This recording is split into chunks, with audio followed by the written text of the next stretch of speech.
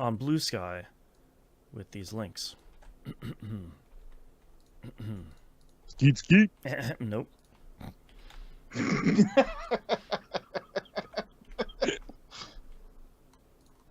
Okay, And how about if we do a Jey Uso and go yeet yeet instead? I mean, that's a little better, I guess. Get down with the professional wrestling Boston. Yeah, it's true. Okay, I think we are live on the internet. Are you guys ready to get started? Yep. Sure. All right, let's get started in 3, 2, 1. Welcome back to another episode of That Video Game Podcast, aka TVGP. I'm your host, Boston, and joining me as always is Moonpear. Hello. And the Nymph. Hello. Quick note here, we're on our second of I don't know how many recordings we have done so far today. If we're a little bit extra punchy, that might be why. We are starting our end of year recordings here. Wanted to make a quick mention here that while have our two-part end of the year episode going on, We Roguelike It and the Outcast on the Patreon will be taking 2 weeks off. So, plan accordingly for a little bit less content for 2 weeks of the year. Also, we are making a bit of a change here for the end of the year episodes. So normally we would do a predictions episode, and then we do our kind of top 10 game of the year episode. We're not doing a predictions episode this year because I will just gesture at the entire industry and The burning landscape. Yeah, you can remember these last 2 years and just remember all of that.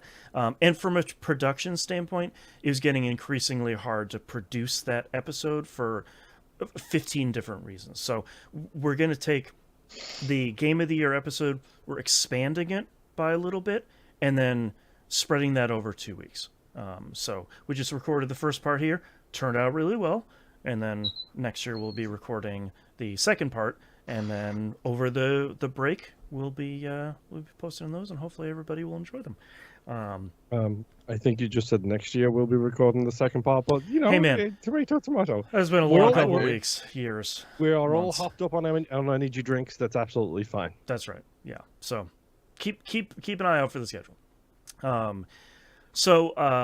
Also, don't forget, on the Discord server, discord.tvgp.tv, there is a community Game of the Year voting going on right now. This is the last week to get your vote in. So go check that over there. It's a pretty close race for a bunch of the spots, so your vote does matter. So go check that out. And vote before, I think it's the 14th is the last date for that. So go check that out. I was going to say November 8th, but then... No.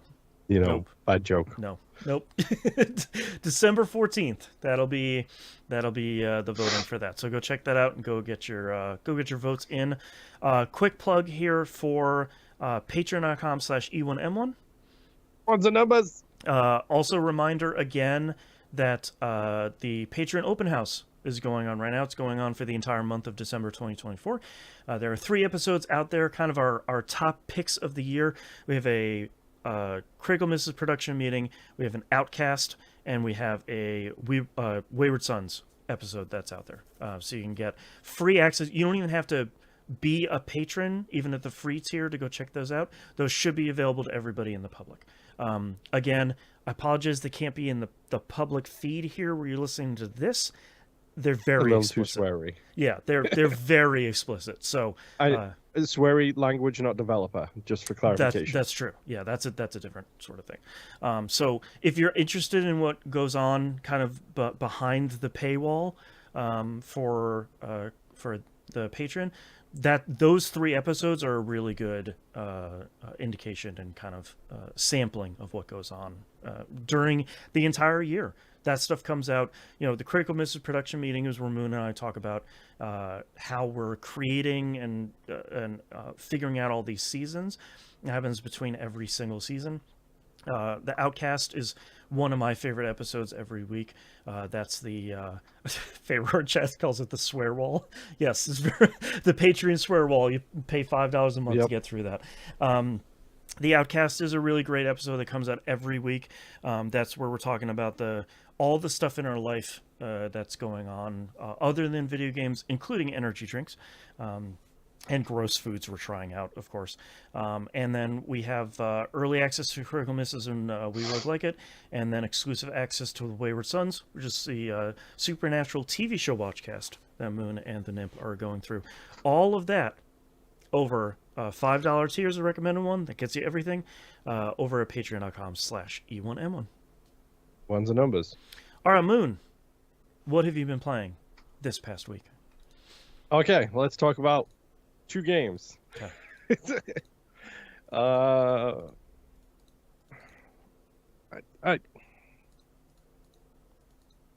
I have a problem with roguelikes. Uh-huh. Also, as someone who grew up in the era of the extreme sports games, I have a nostalgia factor built into my DNA. Uh-huh. He doesn't even need to know. He knows. I've already got He's the video loaded queued up before I've even said it. That's right. Yeah, I played so much Descenders. So much Descenders. You just need that. You're in the mood for a roguelike that has like enough. That's why so many people played so much of FTL. It's like, all right, I can knock out a couple of nodes. I can do a run quickly if it goes pretty poorly, or maybe I can do a run over the next couple of days if I have some time. Like it's bite-sized in the way that you need it to be right now. Yeah, and also this game has an insufferable charm that I cannot help but absolutely adore for whatever it is about this game that speaks to me. It just does. It's scrappy. If you're interested, yes, That's the thing. in more ways than one. Yes, That's right. You're like, go give it a shot if you're interested. There is a tutorial that teaches you how to do a whole bunch of the controls, which is vital, I would say, to play the game. It's on Game Pass. It is on Game Pass. It has been on Game Pass. As far as I'm concerned, it will probably stay on Game Pass forever. Developers have said, like, we're not planning on taking it off of there. It's been a huge hit for us. Yeah. It's just so much fun to just sit down and play. And I mentioned previously, like, they added a whole bunch of achievements. Like, they added, like, 5 or 6 achievements, I think, based on, like, they added tours. So it's like, oh, hey, this is the amateur tour. You should go, do these maps, do these missions, bike out, the wipeout based bike mode, which is like trials mixed with this. I talked about it last week, and they added a whole bunch of those like tours to it.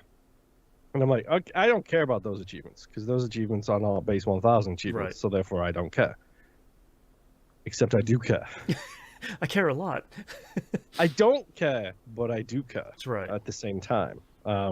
It's very strange because by naturally playing the game, I have naturally just doing those like achievements because right. I've already got 2 million rep because I've been playing this game for 3 years. It feels like. Right. So one of the tours has a mission which is, hey, do the daily and get in the top 10 in the leaderboard. Oh boy. Okay.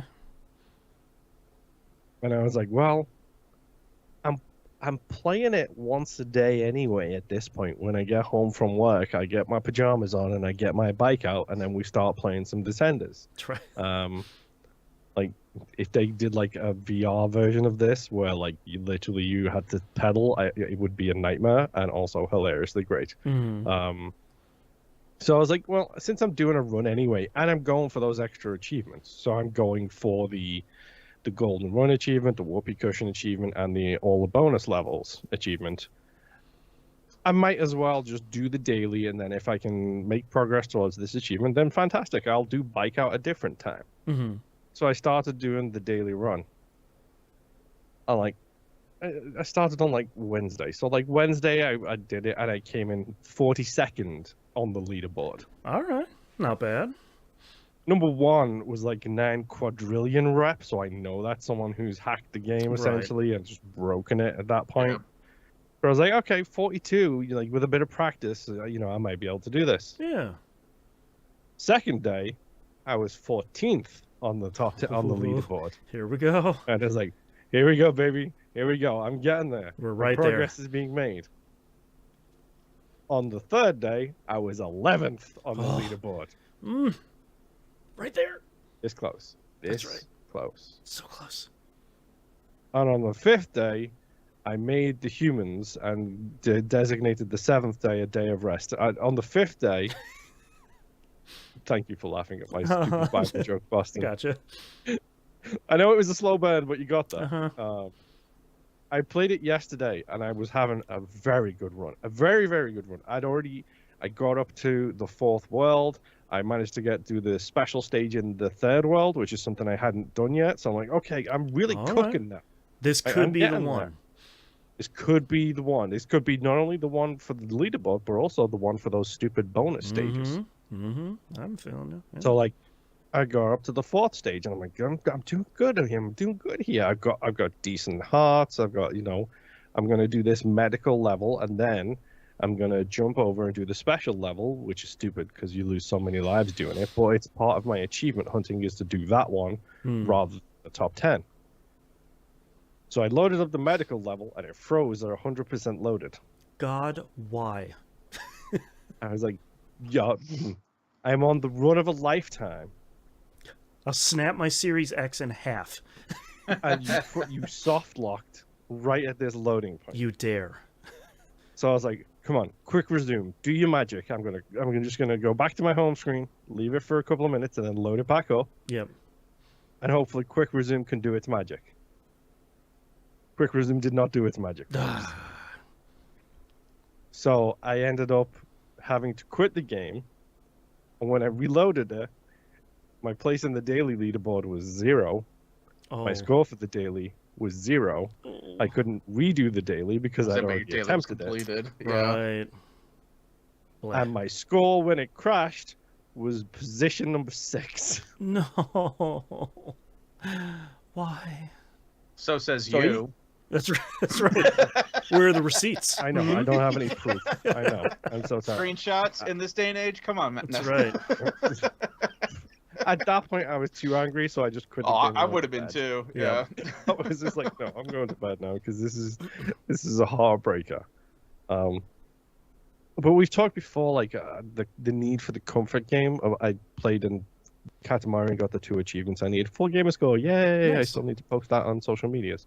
But when Katamari was running out of legs, Descenders gave me wheels. Like,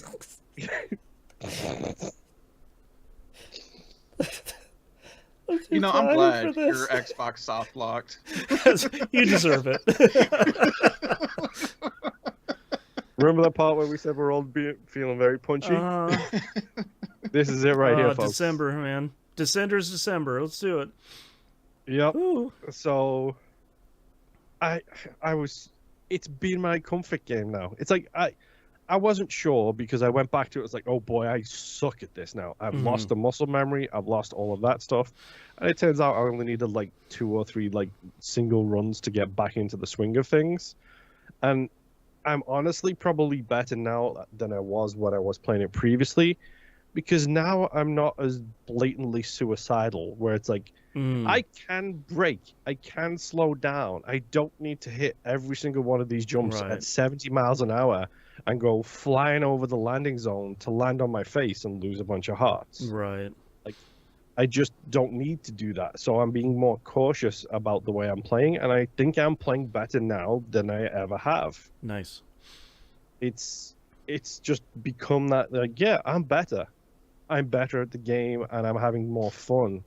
Because we talked about it, it's a comfort food game. I have adored this game since the moment I started playing it. I pushed for it to be on Wii Roguelike. It was in my game of the year list. Like, this is a game that speaks. No, correction. This isn't a game that speaks to me. This is a game that sings to me. Like, I adore this game on so many different levels. As broken and janky and soft locking and canceling of progress that it can be. I still love it. I just do. And I can't help the fact that I feel that way about it. And it's like, yeah, maybe you will too. Give it a shot if you want to give it a shot. Don't if you don't. Personally, this thing is just so full of charm for me that it's like, yeah, I'm going to keep playing it. I might not keep talking about it on the show, Sure. but I'm definitely going to keep playing it. And like next thing you'll hear from me when I talk about it, be like, oh yeah, I got the golden run, by the way, that 0.03% achievement. Right. Yeah, I did that. NBD. Yes, no big deal. No, Yeah. no, I'm good. Yeah. I'm just that good. But yes, Descendants is great. I absolutely love it. The only other game I played this week, literally the only other game I played this week, is Lethal Company. Mm. We need to talk about Lethal Company. Oh. So when I redid the mod layout that we use for we used for the anniversary stream, I deliberately toned it back a little bit. Like I got rid of mimics, I toned down some of the harder monsters. I did a bunch of tweaking to the mods to try and make it more inviting for new players, and I believe it is. However, myself, Ash, and Rob have all been talking about it, and we're like, yeah, the game feels too easy now, what with friendly teleporters on, and you just go in, and you can, we're crushing the quotas. Week in, week out, crushing it. Mm. It's like, yeah, this is fantastic. We're doing amazing. I love it when he pulls up a video and it's not his own video of playing the game, by the way. He pulls up somebody this button on my stream deck here right now. Like, he literally has one loaded into the YouTube channel, and he doesn't pull it up every time we talk about Lethal Company. Look at it. It's just technical difficulties. Please keep going. It's not like we couldn't use the views or, networking or... No. Let's promote a different channel that's got nothing to do with us. No, it's fine. It's fine. I'm sure they're a nice person. Oh, look at oh, here. Oh, wow. We did do a stream. Yeah, we are. Wow. Funny how that works. Strange. So we played Lethal Company on Friday, and we got our teeth kicked in. Oh, fun. Again and again and again. And like we used one, like a save file that was already like decently through, so like we had a bunch of money and the teleporters and everything. Yeah. Whereas like the quota was still only like 400, and considering we're walking away each time with like 12, 1500, 2500, it was just like, this is fine. Rob's got plenty of money to gamble with. So you need that casino money. Exactly. That's right. So that's why it wasn't too bad. And then literally, we fully wiped, I think, twice while we were doing this run through. Wow. Like one of them, we barely made it. Like I think we were 200 over the quota for like it was like a about 1200 quota.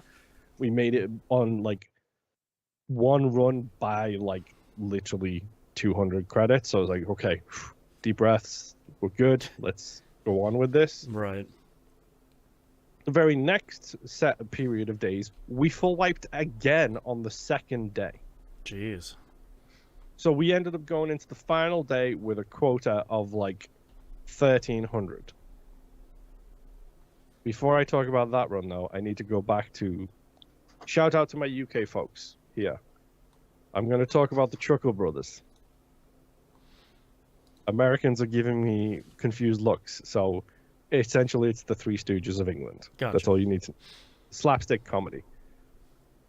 There was a great moment where me and Bills were getting attacked by, I think it was 2 head crabs, and we couldn't kill the head crabs, except one of us had a shovel, so it just became this, to me, to you, back and forth of the head crabs on my head. So Bill has to hit the head crab off me, and then it runs away, and then I follow him, and then it jumps on his head, so I have to pick up his shovel and hit him with it, and then it falls on the ground, and then it jumps on my head, so then he's got to pick up the shovel I dropped and hit me with the thing. It was literally just backwards and forwards of these head crab situations. Right. It was hilarious, and the other 2 were dead, and I know they were because I had laughing through the ceiling. So good. That's the name of my new prog rock album, by the way. Yeah. But we got onto this really bad run, and we're like, you know what? We're just gonna go. We're just gonna go for it. See how things go. If we die, we die. If we die, we die. That's right. And we didn't do great because the game was just throwing everything at us. I don't know who the butcher is, but I know the butcher killed several of us several times. That sounds Don't terrible. know what that is. there was a fantastic moment where we all put on, well, me and Bill, not we all, me and Bill are the stupid ones. we found 3D glasses. Okay. And when you scan the 3D glasses, their name is SCP-189. Oh, perfect. Great. That's going going to to turn known out it well. was going to be a bad thing. Yeah. Doesn't just make the game look fun.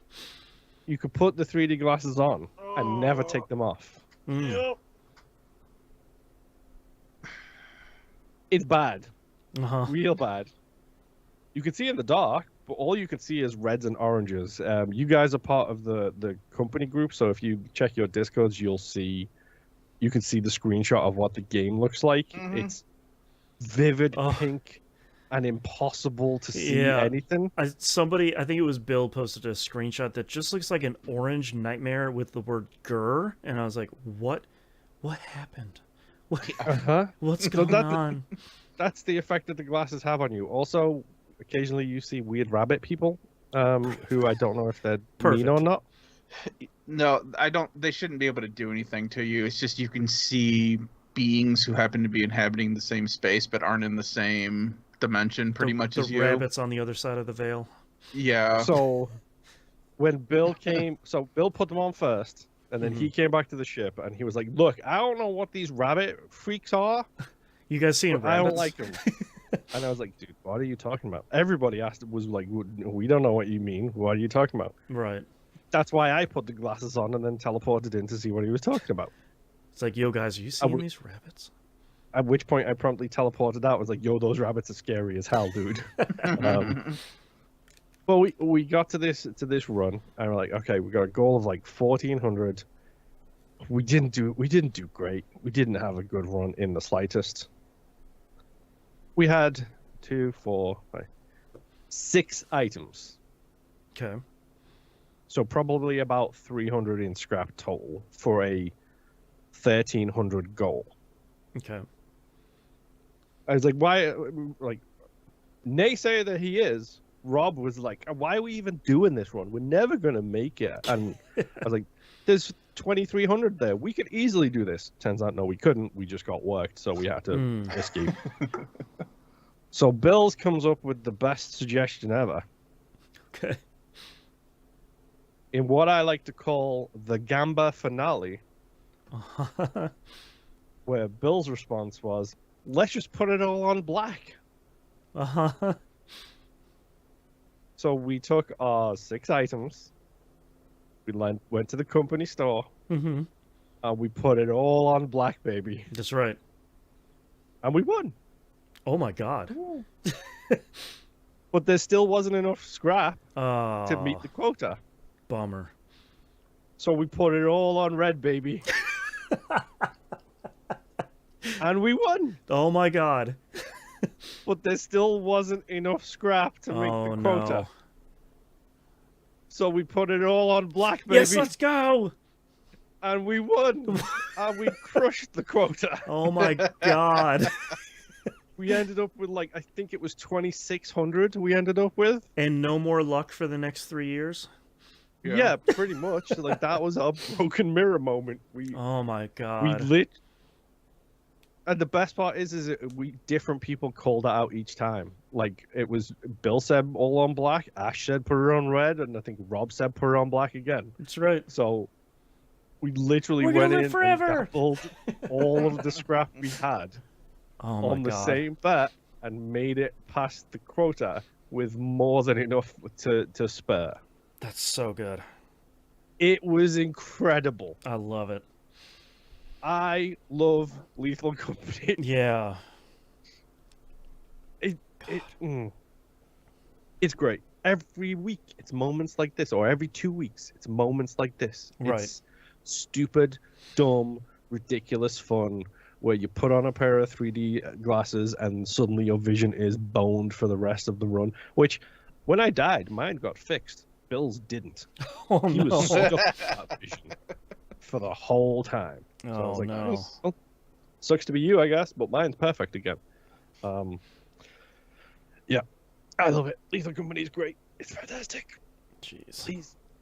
And One of us. One of us. One of us. Every other Friday, hit up the The Discord. company calls for aid, etc., That's right. etc. That's right. Yep, that's all being played. Nimp, go ahead. All right. First game I want to talk about is Call of Duty Black Ops. They have a new event going on. I don't remember what it's called, but this one's just based, instead of getting kills, you just have to earn experience, and then at the end of it, you earn what looks like an automatic shotgun with like a drum barrel for a magazine kind of thing. Goodness. It's like, okay, I want that. Yeah. I'm already halfway through it. So far, there's also another event for zombies, or actually a event. I don't know if there's been one before or not, but for me, this is my first one, where this is a community event like the hit list for the multiplayer that was happening last week.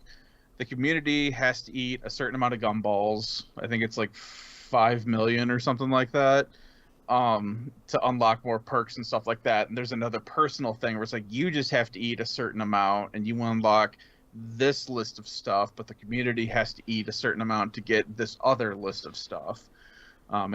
Last time I looked at it earlier today, they were like halfway through the third item, which is like this crazy looking stitched up bunny patch Okay. that you can put on a gun, whatever. But the main thing that I want to talk about for Call of Duty is that they have updated at least Nuketown for the holiday spirit.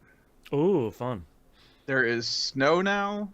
There are garlands and wreaths everywhere. There's Christmas trees, snowmen, snowballs. All right. At the start of your Nuketown run, if you happen to look up, you can see Santa Claus fly by with his reindeer and go through a green portal, because I think it's the zombified version of Santa Claus and his Great. reindeer. Because I guess they're still whole into 2008's zombie fetish right Okay. now. Zombie Santa, naturally. Yeah. Mhm. So yeah, I've just been screwing around a lot. I still haven't done the campaign yet. I need to get back into it, but I was gonna try to do it this week, but then they were like, "Oh, here's another event that's going on." I'm like, "Okay, well, Oh, I gotta play the knock event. that out. Why not?" Yeah, Oh, get used to that every single week, dude. Yeah. I know. It's like we talked about before. I just don't have Like- a whole lot of time. Sorry to interrupt. What is these creepy spider things chasing after this? Zombies So- mode, man. Got some Yeah, creepy in the spiders. zombie mode, you see how it gets all hazy in the video that Boston has up in the feed? When that happens, like these other dimensional things invade, and they're just like these Oh, spider great. creatures. And they're not any harder or anything. They're just as hard as whatever wave of zombie you're on, but it's just, there's a lot of them. The creepy spider things. Yeah. Spiders So- equals bad. That's right. Yep. You just shoot anything that moves that isn't your teammate. So that's all there is to it. I did play another zombie run today, or yesterday, whenever, because of the gumball event. Won the second match, or I'm sorry, won for the second time. No microphones. Didn't want to talk to anybody. Someone did have a mic. I didn't want to talk. So That's right. We're not friends. We're here they to do. seemed, yeah, No they names. seemed fine. Get down to but business. yeah, so we got through it with just 3 people this time. My first time when I beat it, we had 4. So it's like, okay, cool. You can get through it with less people. And I understand there's a solo mode, but I assumed it's all programmed to be different and Yeah. to make it easier for you. So whatever. But that's it. Call of Duty. It's still fun. I still enjoy running around shooting things and being a menace with people. Shotguns still suck. I don't know why they broke shotguns the way they have, but they do not work.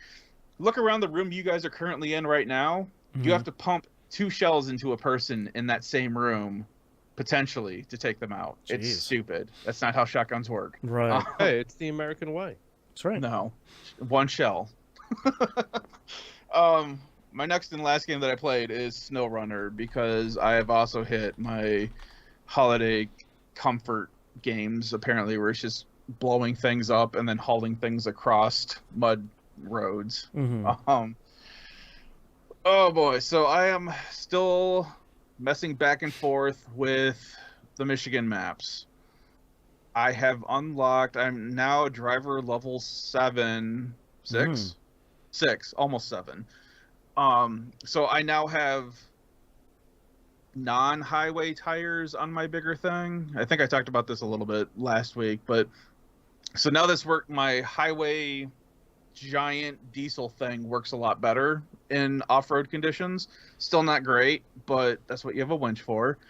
I have an autonomous winch on my truck because my truck keeps flipping over at weird, dumb things. And the reason for this is when you tip over, your engine stalls. And I hate this. Hey, so it's realistic at least. Yeah. you can disable that feature in your vehicle. Oh, okay. Yeah, by flipping And- it the right way around. Dude. That's right. Well, the problem is that when your engine stalls with a normal winch, your winch doesn't work anymore because you don't have any power because your engine's off.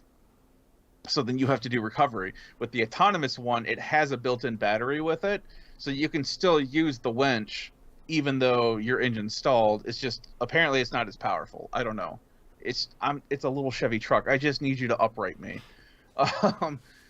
The problem I am finding now, though, is that the physics is being super wonky sometimes when I try to flip my vehicle from its side or from its top, where instead of the tires catching the way they should, like my vehicle is just dragging itself on its driver door towards a tree instead of like flipping over like it should. I had my truck halfway up a tree, it looked like, because of rocks and stuff. And it was still like sideways. I just could not get it back on its wheels. So that sucked, and I had to recover on that. It sounds to me like you need a Master Chief. You just walk up to hold the X button and he just flips that thing over. Can't leave the vehicle, unfortunately. Mm. But this is part of the problem, is anytime you get to any of like these smaller, crappier looking bridges, like your vehicle just wants to drive off of them for no reason. And that's what starts the tilt. And that's a problem, but it's still fun, and it doesn't help that my tires make me bounce everywhere. But in the second map that I'm in, I've been picking up upgrades and stuff. I've been using my little Chevy truck to do that. I picked up 2 upgrades, and I was working on a third, and there is a river separating me from this upgrade. And I could have gone the long way down and back up around and try to figure it out, but I'm like, you know what? There's a rock outcrop here, there's an island in the middle, and it looks like there's winch points after that island to get to the other side. Let's give it a go. Mm-hmm. I got maybe 20 feet offshore before my truck decided, oh, this is a rock. I don't have grip on rocks. And then the river started carrying me off the rock. And float on down the river. Yeah, and then I was just in the water. And this wasn't like fast. I didn't even know I was being taken down the water. You're on a lazy river. Yeah, I didn't know it was moving me until I just happened to leave my camera somewhere, because I'm like, there's nothing for me to winch. I'm just stuck. And I'm sitting there trying to think about what to do. And I just noticed my truck is just slowly driving. I'm like, oh, crap. So I'm looking around, and I'm like, okay, this is eventually going to take me to a dam. But that is, like, way down this map. Mm-hmm. And I could wait out the river to, like, hopefully it hits a bank, and, you know, I just happen to be in the right place, and I can finally touch ground and get going again. Sorry to interrupt. I actually got to go. I'll be back you're fine. in a little bit. Yeah, you're good. Once you're done talking about your game, we can just take a break, and then we'll come back when I'm back. I don't know how long I'll be gone. I'll be right back. Okay. So I shut off my engine. I do have a snorkel on my truck, so it's not taking in water in the engine. It's fine. But I realized my truck is not sinking. It's floating. I'm like, I have my super big mud tires on. That's probably what's keeping me afloat right now. I'm like, well, wait. I have a snorkel, so the truck isn't drowning, and I'm floating. Let me turn the engine back on and see if my tires can generate movement in the water. When did you audition for Top Gear? Dude, apparently a couple weeks ago, because it worked. It was slow, but I popped that thing in all-wheel drive, and yeah, I slowly made it back to the bank and was able to pull myself out of the river. And I have pictures that I'll post in Discord.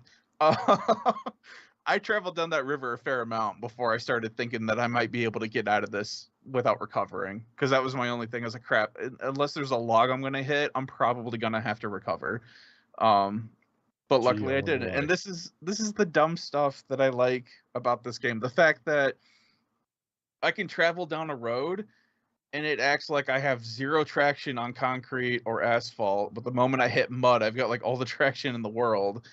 And this, where my truck just turns into a boat for no reason. Like I was I mean, goldening this why thing. wouldn't it? You know? So my goal is to complete the second map in Michigan. I can already get to the tunnel that will lead me to the third map, but I want to finish getting the upgrades because I want to start using my freight truck more off road. It's just I need more crap for it because it doesn't like it. Even with the slightly better tires, my my off-roading is what did it put? My off-roading is average, and mud indexing on those tires is average. Whereas before with the highway tires, they were both poor. So it's like I only went up by like one bracket and it handles better. Okay. But yeah, it's like I really need those mud tires so that way I can actually get in the mud and pull stuff around. I have started messing with cranes because you can you can put a mini crane on the back of your truck as well as a flatbed, so you can load stuff that you find out in the field into your back, and then you can deliver it to places. And there's been a couple missions where it's like, hey, this driver dropped a load and it's all concrete. We need you to go pick it up, and we need to have it brought to this location. It's like, all right, cool. So you go out in the wild, you find the concrete, you load it up. You can only fit like 2 things in the back, so load those up, drop it off where it needs to go find the other 2, bring it back, and that's all I've been doing. This is just redneck elite dangerous for me right now.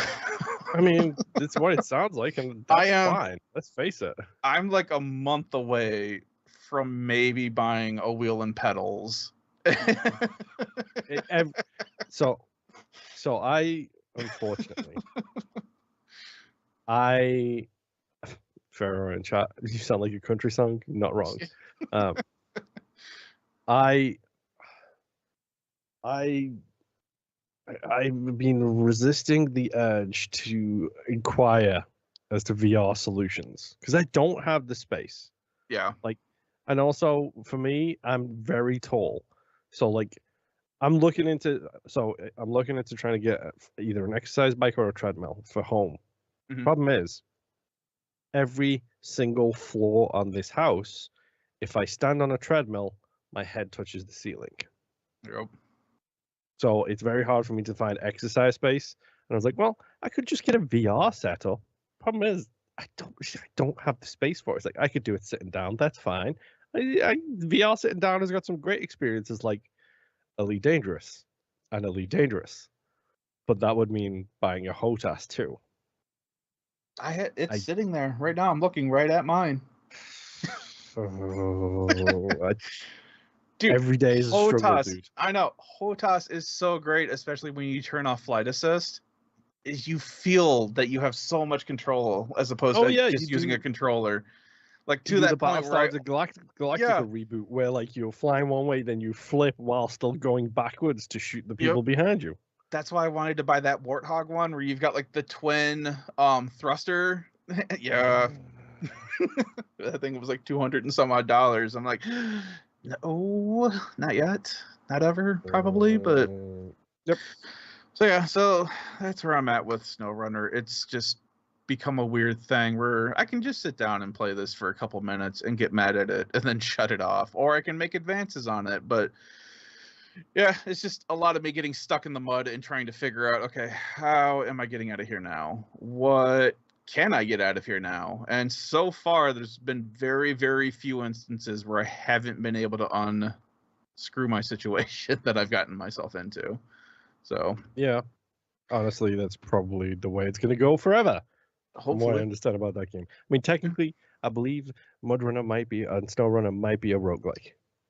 It kind of feels like it a little bit. That's my especially worry. When you have to drop all of your cargo if you do get stuck and you can't recover, or if you have to recover, it's like you have to drop everything. You can't bring anything with you, and it'll still be there, but then you have to figure out, okay, now it's in this harder to reach place. How am I going to get this out of there so I can complete the mission? Yep.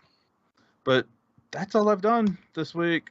So I guess we'll just call it here for now and take a break. Yeah, let's take a break. Bye. Oh, Okay, 117.10. I'm noting this down for Boston yeah. because I have a problem. That's fine. Also, for the record, let's have a chit chat with chat here for a second. Pharaoh has been messaging me about Wayward Sons quite a bit, and it's just like shh. I know. The thing that you talked about, that we talked about, we don't talk about that on the show for a reason. There's so much with that show. There is. I just saw a new shirt it's got that Beatles walking across the crosswalk, but it Okay. was, who was it? It was Constantine, Bobby, Sam, Dean, and then like the Scooby-Doo cast in front of them. Oh, Jesus Christ. It's like, I could get behind that. So, I have a problem because like I have a weakness for that shit. We'll break time now. We can swear. It's fine. Yeah. And but particularly like I hate the generic show stuff, like the generic stuff that the CW Yeah. like Or it's puts just like, out. here's the show title on a cup, and it's like, cool. Yeah, You I don't have want any... that. Like, Yeah. Let me get like the demon, or what is it, the salamander, whatever the fuck they called it, King Solomon's demon trap, devil trap, yeah, the whatever. Solomon's Luck or Solomon's Yeah, there we Key, go. It's like I should forgot say. what the hell they called it. Yeah, there's a great shirt here that I'm looking at. That's like a absolutely fantastic design, but you can't know what it is because it's a spoiler for an upcoming episode. Yeah, that's a lot of the thing too. It's like as soon as I see something and I'm like, okay, no, that just keeps Close scrolling. out, close out, Yeah. close out, close out, close out.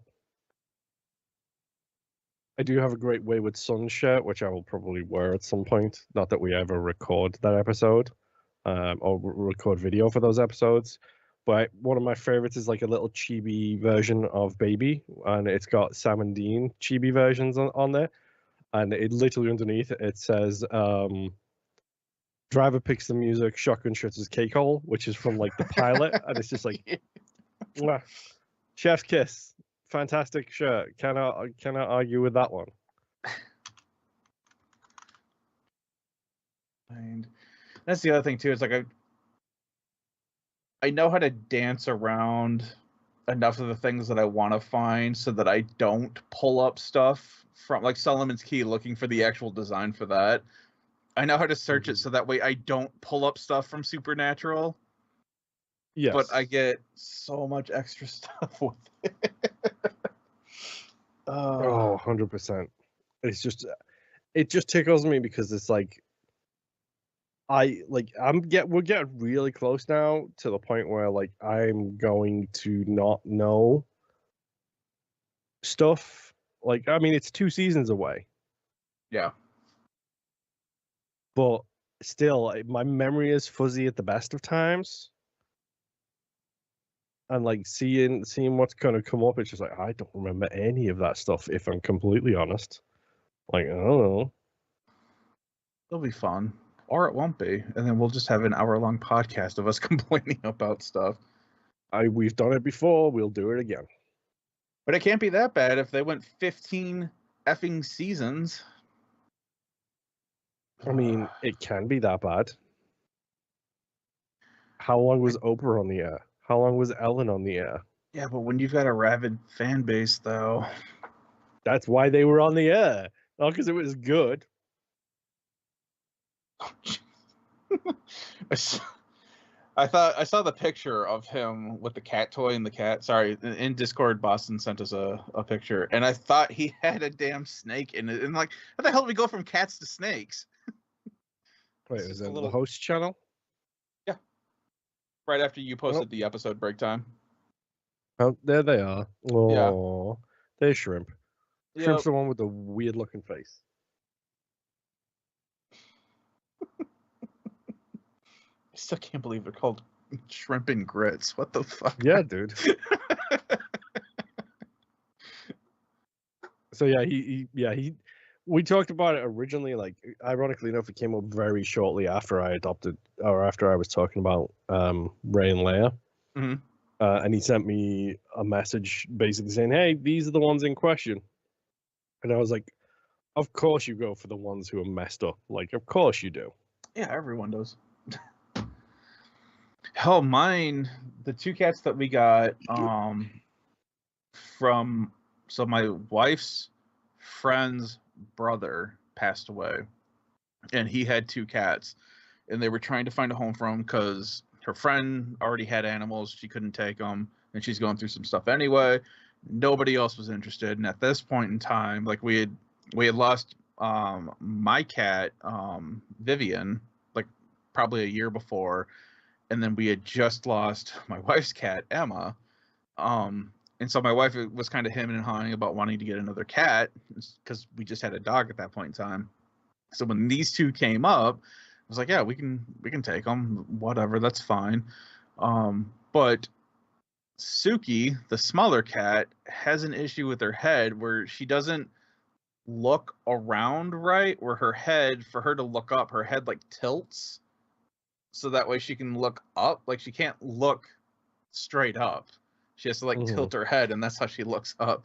And I was like, oh, does she have like neck or back issues or anything? But apparently they had brought her to the vet already, and they're like, no, she doesn't have anything neural, nothing with her bone structure's wrong. It's just that's what she does. It's like, okay, yeah, of course you found a special cat to bring into the house. Yeah, I mean, so that's it. It always tickles me if you have a house with stairs. You can always tell how the cats learn to go up and down stairs.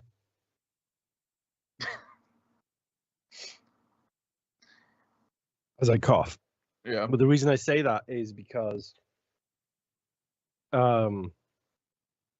previously Sherlock was a cat from years ago.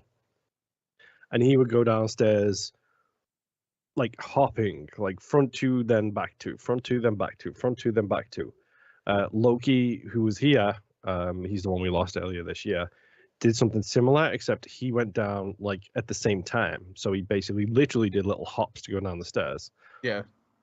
Louise runs like a trained athlete up and down the stairs. Like she goes one up on both, like literally like she's just normally walking, like front, right, forwards, back, left, forwards. Just that, but up and down the stairs really quickly.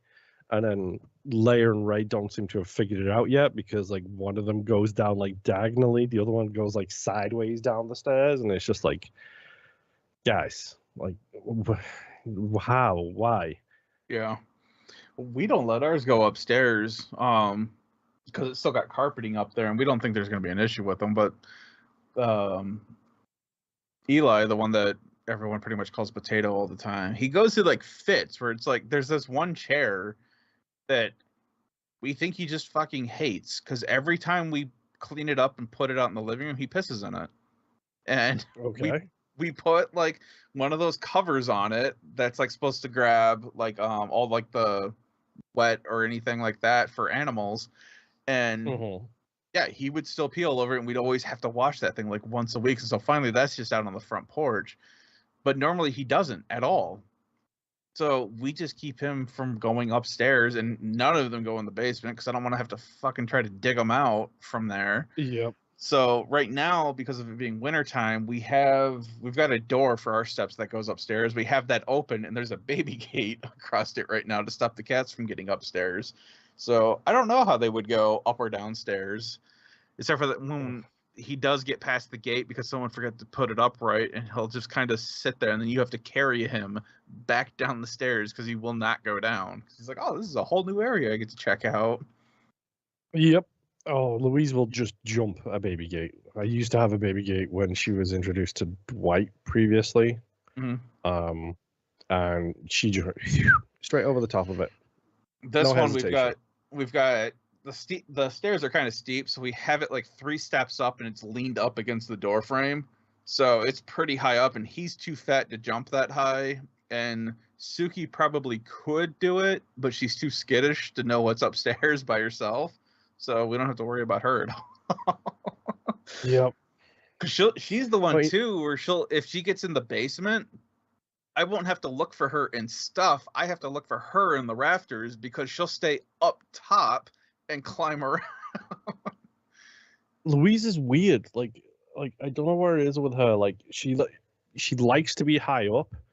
Like when it's like familiar ground, she will go as high as she possibly can. That's why she comes and sits here, or she goes on like my bookshelf, which is right here. But then when she wants to go to sleep, she'll just find somewhere low, quiet, and dark in a corner, and just be like, "See ya, I'm out." Like right now, she is nestled on my couch over here, like in the smallest little ball ever. And apparently, the photo I got of her was gold because she's in the middle of yawning. God. And yeah, so it's like huge couch, tiny little cats. ball. 100%.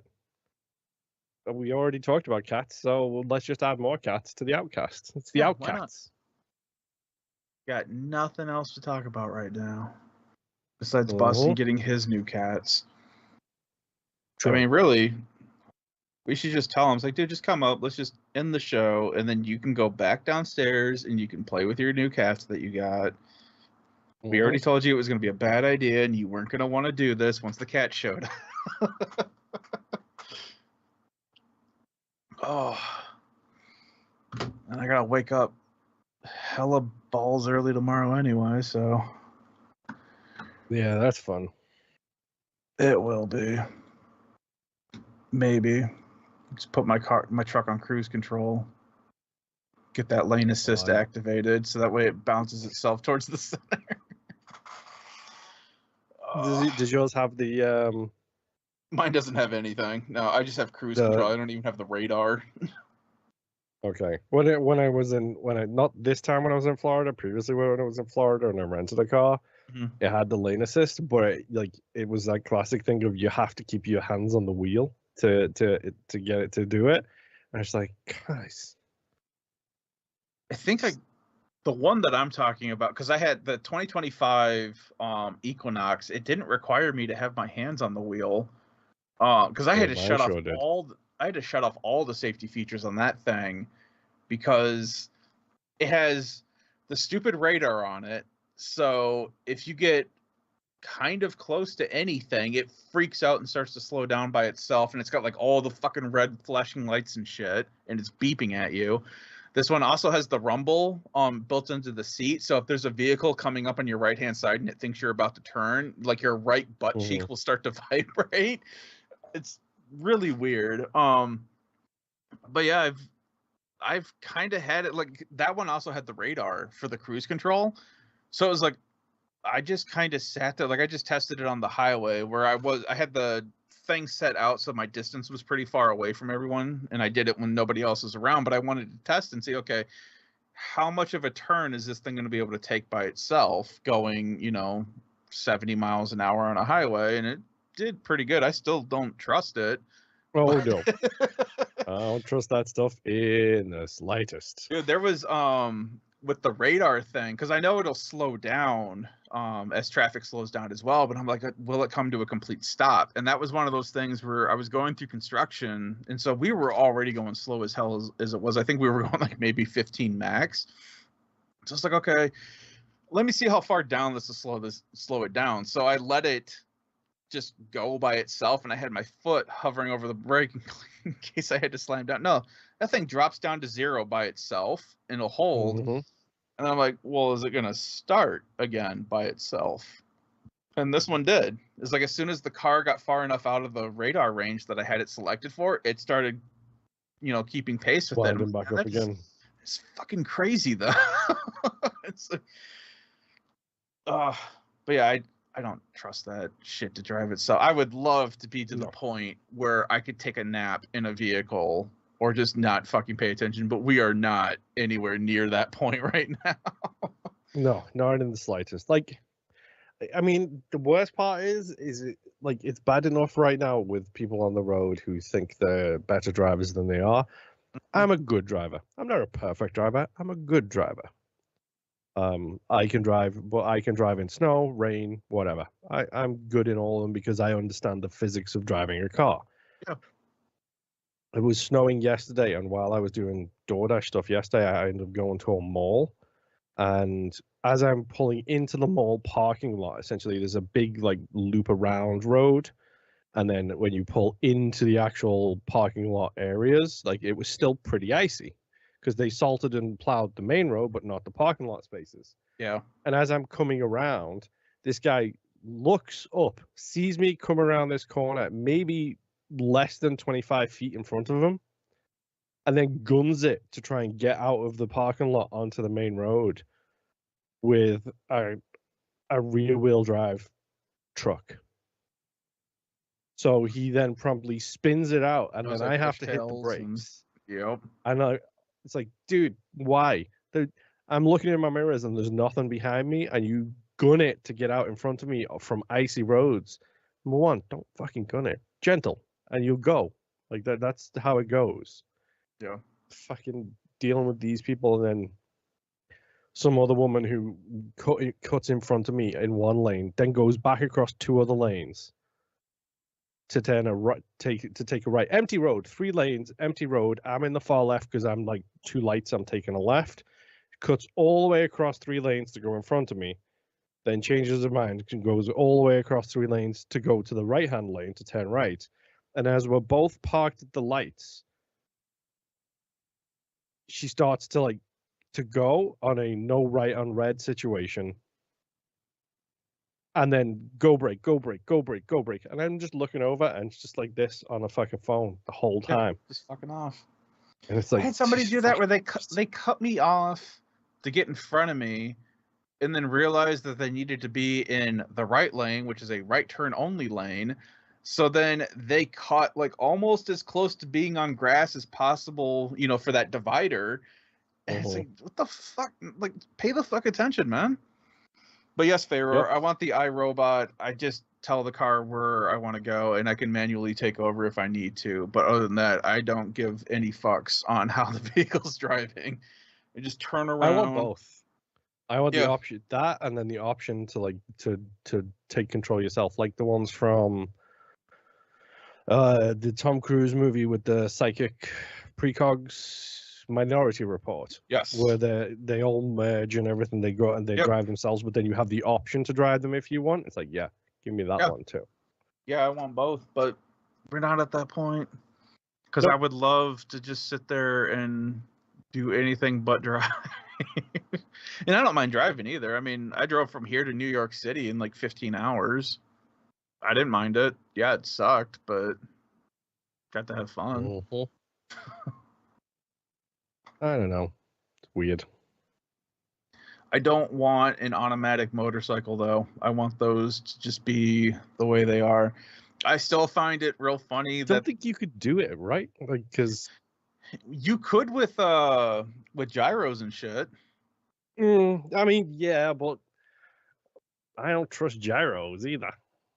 Yeah, but that's my thing though. Where like with motorcycles, like they started coming out with automatic motorcycles, so that you're not gear shifting. You just throw it in drive, just like you would a car, and it just goes and it handles the shifting by itself. And I'm like, then why the fuck are you buying a motorcycle? Like that's 100% the reason I bought a motorcycle is because I wanted to be able to gear shift again.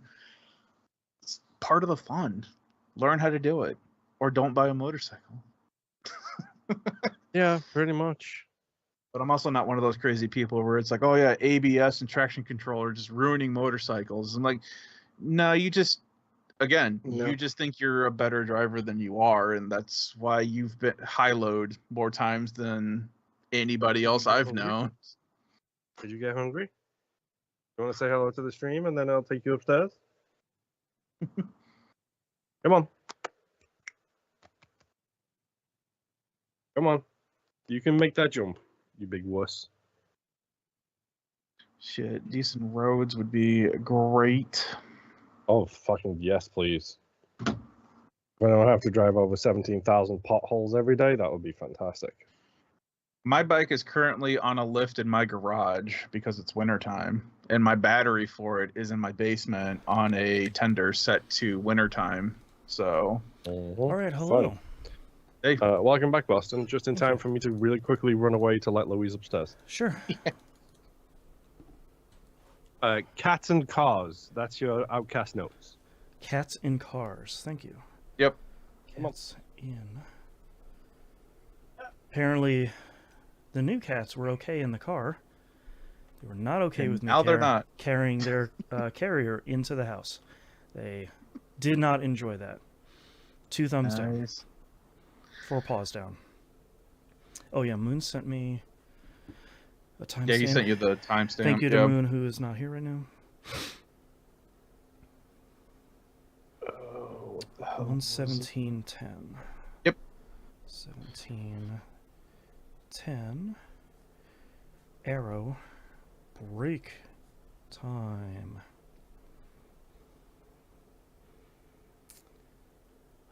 Okay. Yeah, and we just a lot of cat talk, Mm-hmm. and then a lot of vehicle talk, just random dumb shit. Love those cats. 2 thumbs up. Yep. Cute cuties. They look like it. I was telling Moon, I saw the picture that you sent us, Mhm. and it was, I hadn't blown it up yet, so it was still like a smaller thumbnail. Mm-hmm. And the cat toy that you have, the little ball in the tunnel thing, Mm-hmm. it looked like a snake. And I'm like, what the fuck's he doing with a snake? I thought he was getting cat. Number 1, why do you have a snake? Number 2, why is it there with the cats? Yeah, for everybody, I'll post pictures of them in Discord tomorrow. Super weird. They but- don't like each other. Cats and snakes don't get along. Oh man. Okay, I've got 2 games myself, and then we will wrap this puppy up. burn through our mountain of releases for this week. That's right, Favor. I get to use the break music twice. Ho ho, maybe. Maybe I'll use the critical Mrs. clapping noise. Yeah, woo! 30 minutes later. That's right. Yeah, how long was I gone for? About 20 minutes. Okay. Yeah, I was gonna say. Not 20 almost. minutes later. Hello, Moon. Hello. Okay, are we ready to pick this thing back up? Yep. All right. So, Nimp, you finished your all of your games? Yes. Okay, perfect. Doesn't mean that I may not interrupt you for the fun of it. I mean, you can do that if you want, I guess. All right. Are you guys ready? Yes. All right. Starting back up in 3, 2, 1. Hello. So as I was saying, Wait a minute. Boston. Hold on. All right, we're Everybody back. talk at once. No. I had to take a quick break here to do feline-related duties. Pictures forthcoming in the Discord server. They're super cute. They also do not appreciate riding in the car. So, good times. And Good times. They have super great names. They do. They do. They do. Shrimp and grits. Super good. All right. Let's talk about the games I'm playing this week. I checked out a little bit of Infinity Nikki. This is the open world platforming, dress collecting, Unreal Engine Gotcha game. tech showcase thing. I've played at most 30 minutes maybe, so I'm kind of knee deep in the tutorial. It looks incredible. It looks really great. Oddly enough, cutscenes are in 60, gameplay is in 30 frames, which is not a deal breaker, but kind of odd. Jarring a little bit. Yeah, I do have to say it's super solid 30. So it's definitely, it's not one of those things where it's like you're moving the camera and it's like it's 10 frames. It's nothing like that. I was surprised that it has English voice acting, because I kind of always expect, this is like an old school mentality, but I kind of expect the any of these like free to play games just have Japanese voice acting and subtitles, and it's like, yeah, just get used to it. But voice acting so far has been really good. I haven't gotten into any of the gotcha stuff. Bilsifer was telling me a little bit about it, and it's one of those things of like, how do you kind of game the system yet? Or not entirely sure. So Yeah. seems interesting so far. It's not a super high. Excuse me. It's not a super high priority for me right now, especially as we're like, Bless you. thank you, recording like 15 episodes a day to finish up the year. So we'll see. Seems interesting so far. This last game I've been playing, I was looking through YouTube the other day, and I saw a video. I have no idea how I missed this game because it's 100% up my wheelhouse. I saw a video that PlayStation posted about a new game release that's called Uncle Chop's Rocket Shop. And I was like, okay, that's a game title I need to watch the trailer for. Let's do it. This is a space roguelike spaceship fixing game where you play as a man that has a four-eyed fox head. So it's pretty weird, to be fair. But it's aliens. It is.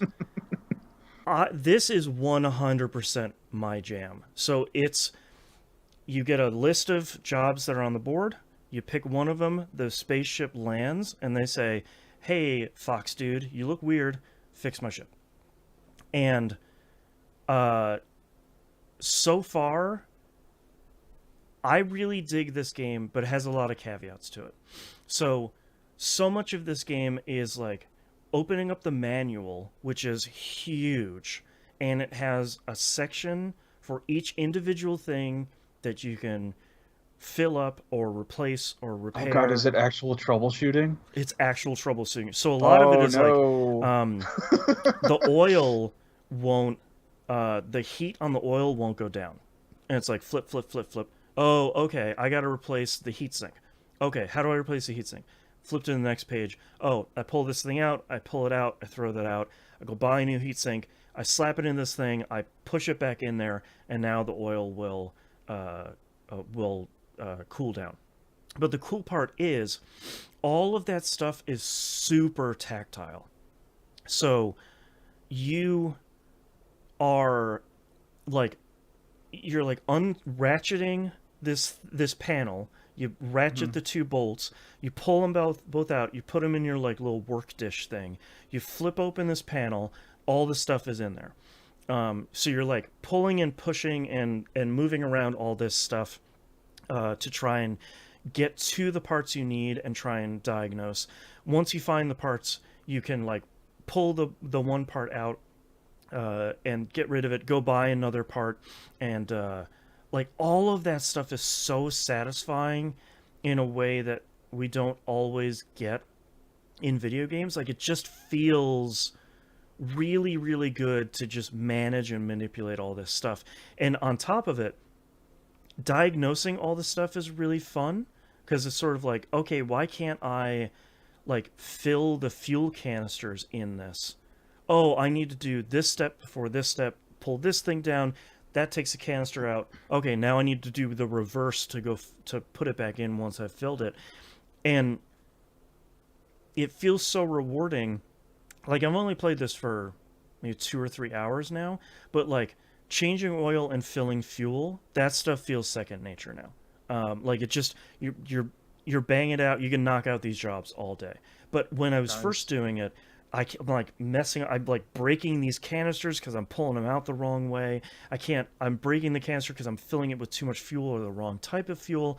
I am playing this on PS5, by the way, which does feel really good, but it's one of those games that I think if you were playing it with a mouse, it would probably feel really, really great. But no complaints on PS5 so far.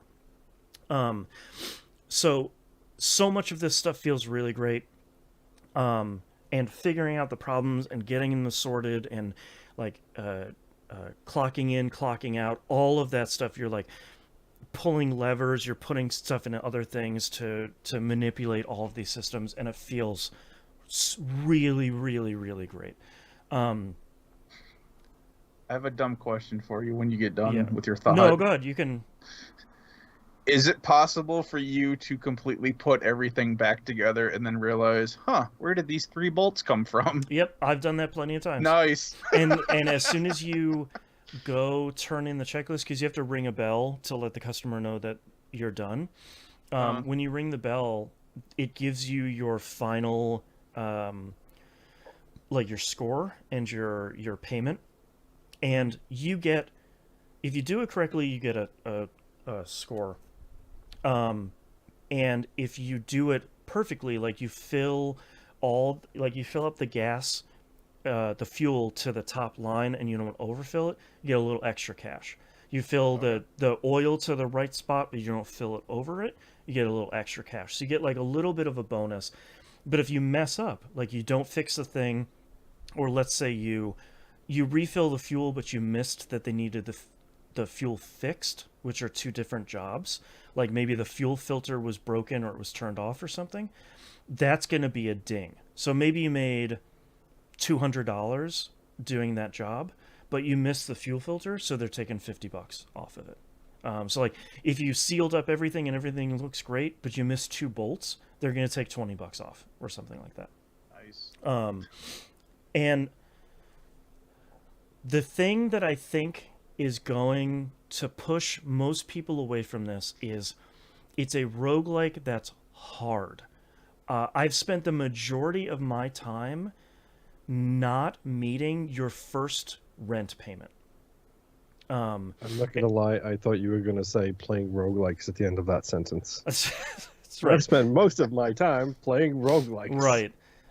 So like it's really because this game will happily put you in the red and just say like, yep, this is a losing run. Like you didn't replace the oil correctly, you didn't do whatever, like you missed some important part and you lost this run, which is fine. I mean, that's a part of roguelikes. But I think a lot of people might bounce off of it initially and not get to the point where you realize that the metagame upgrades are really big. Like ships, the ones I bought so far, ships leave and arrive like 50% faster. Ships, like your character moves 25% faster. You get more time in the day, or customers, their happiness meter decreases more slowly.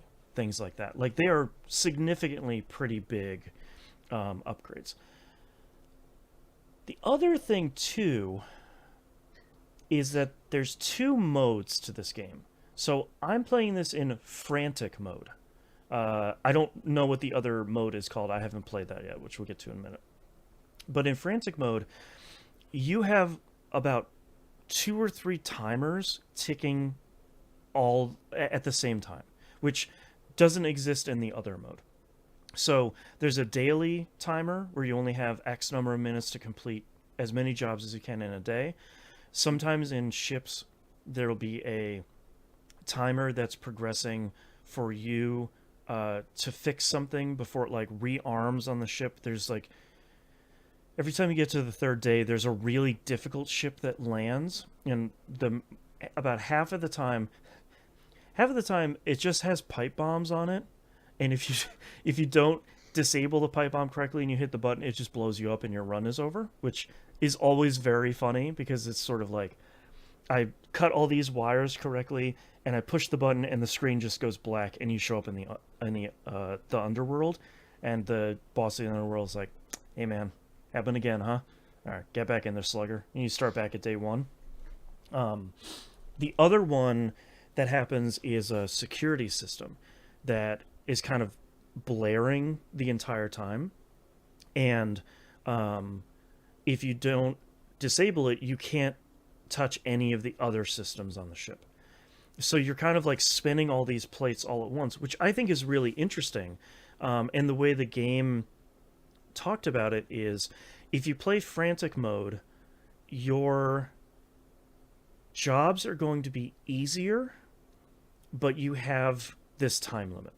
So you're always going to be juggling a bunch of stuff. The other mode says you have no time limit whatsoever, and it seems like I get the impression that it's like you you can only complete 3 jobs per day, but there's no time limit on anything at all, which I think sounds pretty interesting, but the only caveat is the jobs will be more difficult. And I'm not sure exactly what that means. So that's kind of interesting. If it's like more to fix and less guidance on what to I fix. think it'll be more to fix, because the interesting thing about this game is, and if you're watching the footage here or you watch any footage of the game, they do a really interesting thing where everything in the book has a code associated to it. So it's like, oh, it's an upside down triangle with a line through it, and then has 4 dots underneath it. So the upside down triangle with a line through it is the section of the book, like chapter essentially, and then the 4 dots means you're going to be looking for the 4 dot section of that part of the book, and that will lead you directly to this module that you need to fix. And the modules will be named. It'll be like VR, identification, rebreather, toilet, fuel, oil, stuff like that. So the game is really honest about, like, if you look in the manual, it will say, all right, if this module is doing this, change this wire from point B1 to point B3, flush this thing, push this button, everything should be cleaned out, switch those wires, put this thing back in here, rinse this thing off, and then sew everything back up, and you're done. And the thing that I like about it is that feels super overwhelming when you first run into it, because it's like, you got 3 minutes to do this job, the customer's getting pissed because you're taking forever, they don't even want to be here. It's like 95% of these guys are like, oh boy, here's this backwater planet, what are you, a fox with four eyes? Like, what happened here? They're very much like Americans at like a oil change place, where it's like, come on, like, why am I not already done? So it feels overwhelming, but the more times you try it, you're like, oh yeah, that's right, this switch in this oil thing is supposed to be vibrating, and it's not, it has a bunch of dents in them. Okay, that means I need to pull this out, throw it out, and get them a new one and turn it on. Okay, I know that one by sight. And it's like, oh, these type of ships, they take this specific type of fuel. I just know that by default. So I can just knock this out really quickly. And that stuff starts feeling really rewarding pretty immediately, in the way that it's like, oh, fuel change, I got that, no problem. Like, I can just knock this out. And then you start getting more and more comfortable with more of the systems as you interact with them in a way that feels really, really, really rewarding. And that so far has, I think that's the thing that's been propelling me a lot, is I think especially with We Roguelike It, we're really used to playing hard roguelikes. Like roguelikes that are just be like, oh, welcome to the first room, you're dead. And it's like, oh, it's going to be one of them. Okay, all right, sure. This is easier than that, and the I'll try it this week, but the other mode might be even easier. Excuse me. Bless you. But it feels really great of like, okay, I've got these 3 or 4 modules down. I don't even need to look in the book. I ran into this module today, and I just really messed this whole thing up. After I clock out today, I gotta look through this manual again, because looking at it while I'm trying to do it is just not working at all. That's not going to do it. So I think that stuff feels really rewarding. It's got a really weird and vulgar sense of humor. There's like one sort of twangy musical track that's always playing while you're playing. It just feels really, really great to play. It feels really satisfying to just manage and manipulate all of these systems, and it feels super good to get a handle of like, oh, I know what to do in these ships, no big deal, I can handle that, no problem. And then on the other side of it, when you see a new system and it has like 30 different buttons, and you're just like, what am I even supposed to do? What have you given me? I'm going to fail this for sure. And it's like, oh, okay, I ran out of time, but I figured out these are the first 3 or 4 steps that I need to take. Okay, all right. Now I know how to diagnose this. So this game is super cool. It's Uncle Chop's Rocket Shop. It seems like a pretty small team that's making this is only their second game. But this is really cool. This is one of those games that I love where it's like, all right, I watched a trailer for it. It's $20. It's on a platform I play stuff on. Yeah, let's try it out. Sure. I'm looking for something that seems a little bit, easier lifting. All right, sure. And I love it. I think it's really great. It has probably the most divisive reviews I've seen in a really long time of people being like, what is this garbage? This game is impossible. This is impossibly hard. How can anybody do anything with this game? And other people, it's really clicking with, like with me, where I'm like, yeah, okay, I get it. I know why people aren't going to like it. But yeah, this game's for me. This is cool. So far, highly recommended. It just came out this past week. Again, I would have talked about it in releases last week had we known about it. I don't know how this... Yeah, I don't know how this slipped past my radar, but Uncle Chop's Rocket Shop. Real cool. There's a really, really cool, unique game. Of course, another really great game that just drops in the middle of December, like no big deal. It's like, oh, cool, good, great, okay. Cool, yeah. I've got it on my wish list so I can track it now. Yeah, it's really neat so far, and I'm really digging it. So if you're looking for something that's kind of fiddly and kind of like job simulatory and difficult and a roguelike all at the same time, this game is cool. So go check it out. I don't know if it has a demo or not. I kept meaning to look at that. I don't think it does. But it's only $20. So if that sounds like a thing that you are interested in, then I think you should probably check this out. So this is probably all I'm going to be playing this next week, just to put it that way. So yep. All right, that's all I'm playing this week. Let's take a break.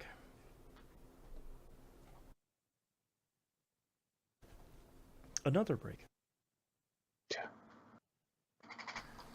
Theor says, we do now please break. Tell me this is on Switch. I think it is, actually. Actually, don't know where it is. Yeah, let's look at it. Uncle Chop's Rocket Shop. Yeah, PS5, Series consoles, Switch, and PC. Developed by Beard Envy. The only other game they made, I recognize it, Filament from 2020. It's a... Oh no, did you know that you can go to their website and download a PDF of the manual? Oh no, I didn't need to know that. I need to go do that. I'm looking at it right now. Yeah, you do. You could have printed, right? Just print that thing out, print that bad boy. I was on my phone too. I wonder how big that is. Flipping through a physical version of that notebook would be really Getting a good. binder of it. That would be the level of like. That's what I'm saying, dude. Brainworms I have right now. Yeah. Oh man. Shinobi, that was Uncle Chop's Rocket Shop. It's so much fun to say too. So yeah, it's great. I love video games. Okay. Are you guys ready? Dude. Wrap this thing up. Yeah. Sure. This PDF is 318 pages. Uh-huh. That thing's big in the game. Mm-hmm. That's why it's so cool. This is the dumb crap that I love. You'd love this game. And that's the cool thing that when you're flipping through it, of just like page. Oh, here, perfect. Okay. And you're like scrolling, like if the two lights are you need to flash the oh, okay. And you're like, go to flash this thing and it doesn't work and you're like, okay, flip. If this doesn't work, then flash this. Oh yeah, okay, right. And then like crank something and push a bunch of buttons and it flashes and you're like, back to the ship. Hey, yeah. Yup. So good. Oh, this is so stupid. I'm just saying, a printer and a laminator. That's all you need. That's right. Yeah, it's real good. Okay, are you guys ready to wrap this up? Yeah. Sure. All right. This would be funny if this was like one of those what do they used to call them, the Clemson like manual books. like Right, those Star exactly. Trek ones, Yep. where it's like it's a blowout of each individual bolt and stuff. And it's like, yeah, make sure your torque spec is That's set right. to 28 foot-pounds. Oh man, yeah. Anyway, All right, let's get started in 3, 2, 1. Let's talk releases for the week of December 9th, 2024. Actually, we're going to start with 2 releases that happened last week that also I missed, just like Uncle Chop's Rocket Shop. Path of Exile 2 came out in early access last week for PS5, Series consoles, and PC. There's like a couple of Founders kits and packs out there that can get you access. The full release comes out sometime next year. But people seem to be pretty pumped about this. I was looking at the subreddit earlier just to try and get like a temperature on how people are feeling about it. And it's just pages and pages of like, I can't believe you changed this from the Path of Exile 1. It was working fine. It's like, okay, I'll let the cool off period needs to still happen for a little bit before people are like, actually it's better than the first game that I spent 5,000 hours. Maybe it's got something here. well, that's the thing. They're not discontinuing support for the first game No. either. It's still Yeah. going to run with the same amount of support. So Yeah, I think the big part of why I think it was Grinding Gear Games as a developer, why they were interested in making this is kind of like, have you been scared by the beginning in a Path of Exile? And it's like, oh, don't start until you look at this wiki that has the exact path you need to go through the sphere grid. Maybe this is a fresh start for some people. Yeah. Maybe this is a good way to start here. So I might check this out at some point because I've always been curious about the first game, but have always definitely had that thing of like, oh, let's look at the skill tree. And they're just like, I'm sorry, what? the skill tree was awesome. What is this that you've done? But it also does the sin of like, oh yeah, increase your speed by 0.36%. And yeah, Right. so Oh, you it's a went lot down of the wrong fluff. path. Sorry. Yeah. So Path of Exile 2 seems cool. So we'll keep an eye on that one. Also coming out last week, Caves of Cud finally came out after 17 years of development. Came out on PC. It does have controller support too. If you've ever been intimidated by this game. If you haven't heard about this game, it's a wildly simulated fantasy turn-based roguelike where basically everything can happen. If you want an idea of kind of the wild directions this game can take, you just need to look at the Steam reviews that are like, oh yeah, I made friends with a slime, and then the slime made friends with something else, and then the other thing got jealous, so the slime killed us all. I love this game 10 out of 10. It's like, oh, okay, cool. So, I don't know, man. I know people probably like, play it on Wii roguelike it. I don't know, man. I don't know if I want to inflict that. It's like handing somebody a Steam code for Dwarf Fortress. It's like, you better know what you're getting them into, because this is a big thing. So, interesting. Coming out this week, though, Indiana Jones and the Great Circle coming out for Series consoles and PC. Game Pass day and date. Everybody who I have any form of respect for in the video game, like, critic landscape, seems real pumped about this one. Yeah, I think Danny O'Dwyer especially has been singing praises in a way that I am perking my ears up at, especially because Lucy James, the same for me. Lucy James, yes.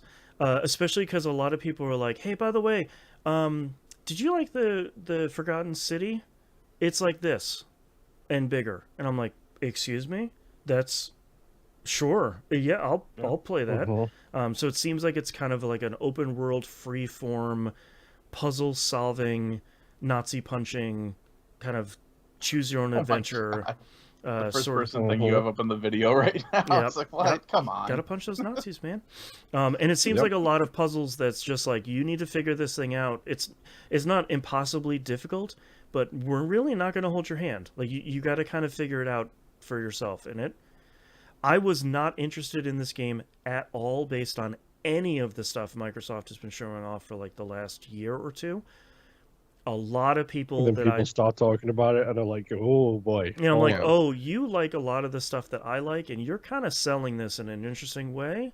All right, You're saying some interesting Mhm. stuff here. So I'm also, don't forget this comes out on PS5 in like February, I think it is, March I believe so. or something like Yes. that. So it's not exclusive on these two platforms for super duper long. So seems cool. Also, it's gigantic, so free up some hard drive Yep. space. Yeah, I was FYI. like, yeah, I'm gonna download this, and then I went to the page, and it was like 134 gigs again. Good luck, buddy. It's like, thanks so much. Appreciate it. Yeah.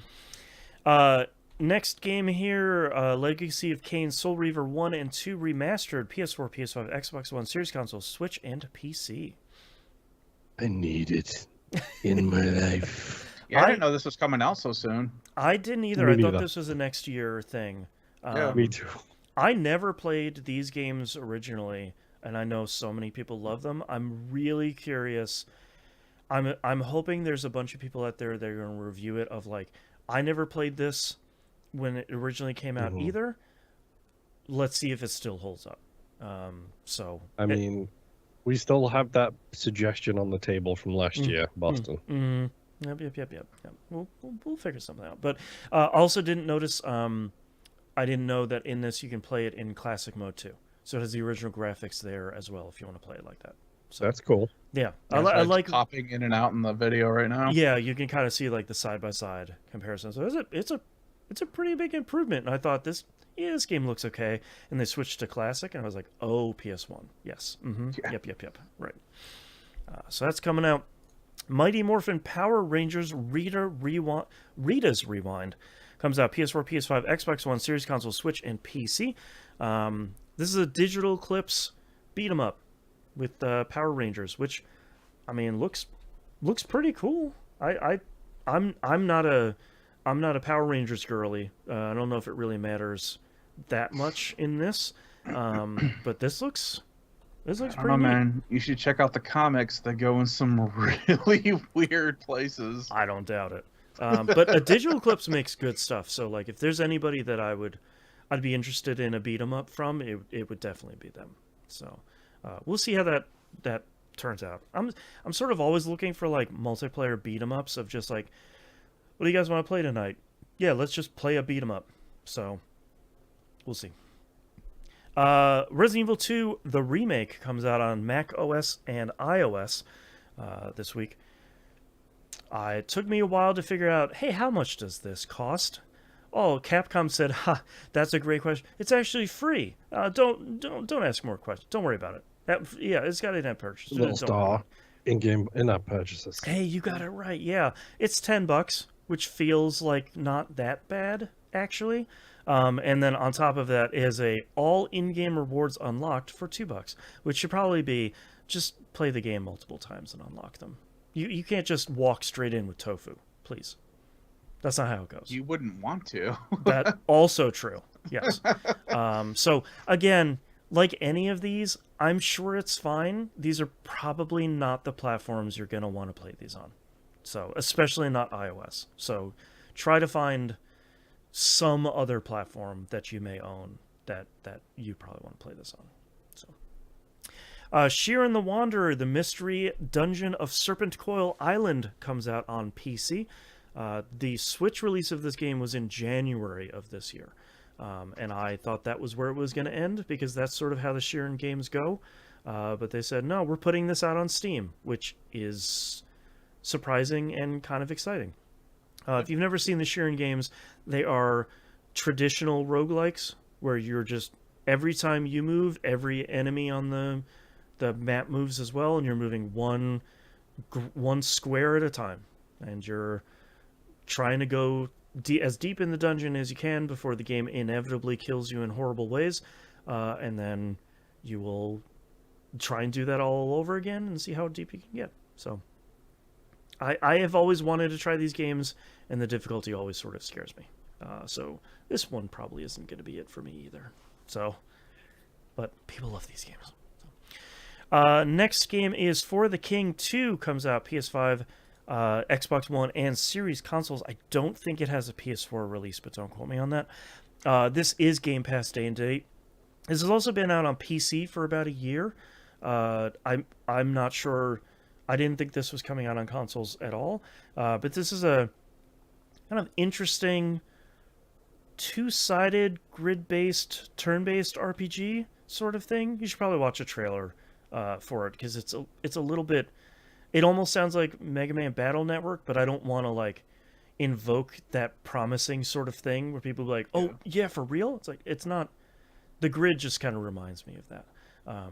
People seem to like this well enough, but I don't think this has had kind of the fervor that I was hoping it would when it comes to consoles. But this sort of seems more like a PC game anyway. So that's coming out.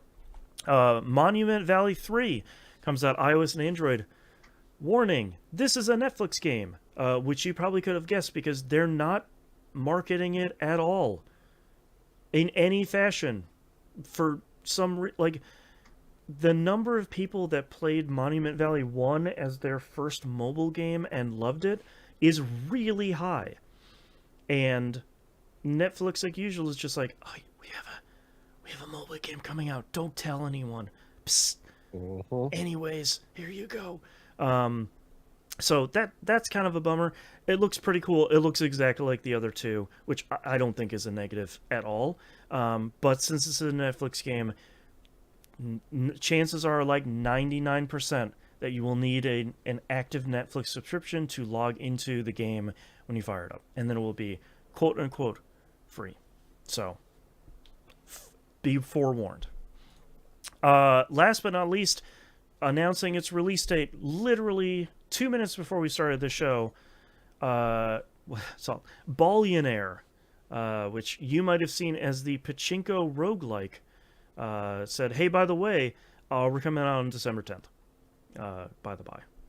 So I have been really excited about this game coming out of... Is this going to be the new Belantro?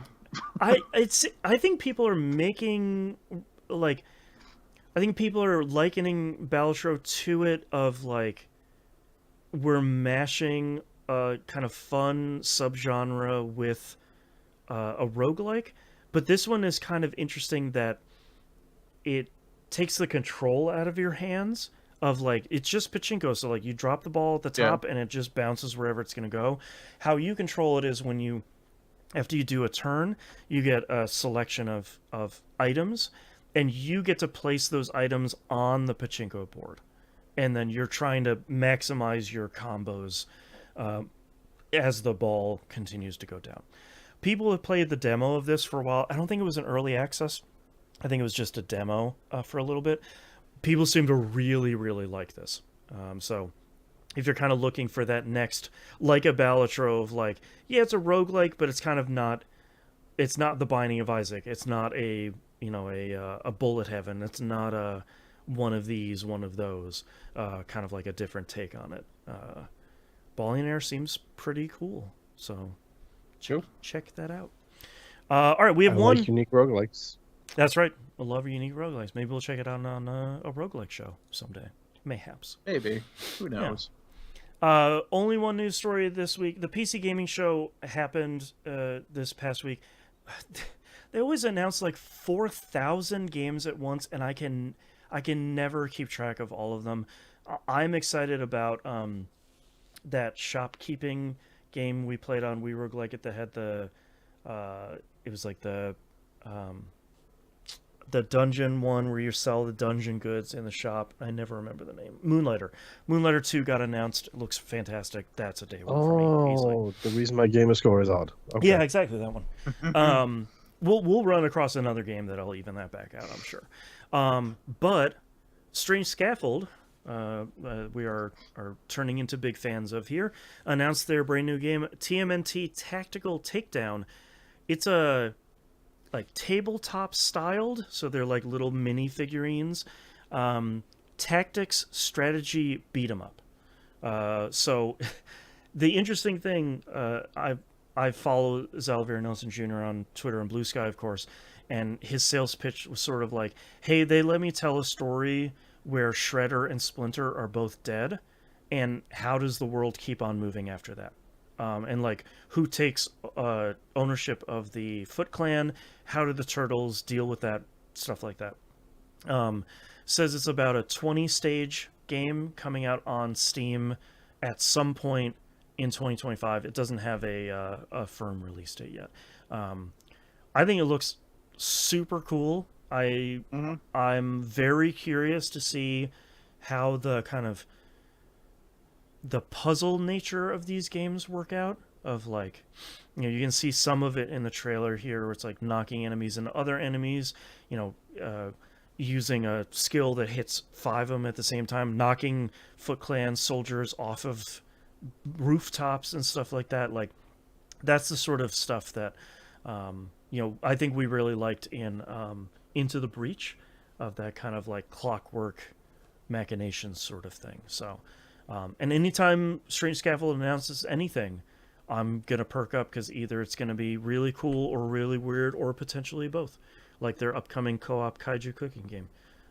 So who knows?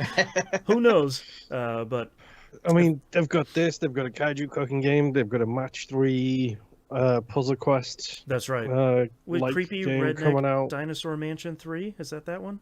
Yes. Yeah. Incredible names. So I love Strange Scaffold. It's so good. Oh man. Anyways, that's all of our news stories this week, and that's apparently another deluge of seemingly incredible video games that are releasing here kind of last minute in December, as we're kind of starting to close out the year. So thank you very much, everyone, for listening. If you'd like to visit us, you can do so at tvgp.tv. Everywhere to find and follow us is on the right-hand side of the page. Don't forget to go vote for your personal Game of the Year in the Community Game of the Year voting over at discord.tvgp.tv. Your vote matters. I think that ends on the 14th, if I remember correctly. So you vote over there, and your game might get talked about in the upcoming Game of the Year Part 2 episode. What else? Patreon.com/E1M1. Ones and numbers. $5 a month tier. That's a recommended tier. That gets you everything. Anything above and beyond that is for your rich friends. Thank you very much. Please tell them thank you. We already talked about all the cool stuff. Don't forget the open house. Go check out some free episodes. And we'll try and do that every year, probably, because it seems like people really enjoyed that. So, and if you like that, that's all the stuff you get all year long for just $5 a month. So it's a pretty good deal. Man, I don't know. We've been recording. This call's been going on for over 4.5 hours. I'm tired. Let's wrap this up. We'll see you all next week. Bye. Bye. Drink more of my energy drink here, because I still have to edit all this stuff. Oh yeah, refreshing. All right, Nimp. What are your titles? Okay, I have Very Sweary Language, not developer, or not the developer. I get my pajamas on and my bike out. I'm glad your Xbox soft locked. Laughing through the ceiling. Rabbits are behind the veil. The Gamba finale. Ugh, good God, Finale. it's been too long. And Patreon swear wall from the community. Bear, what do you have?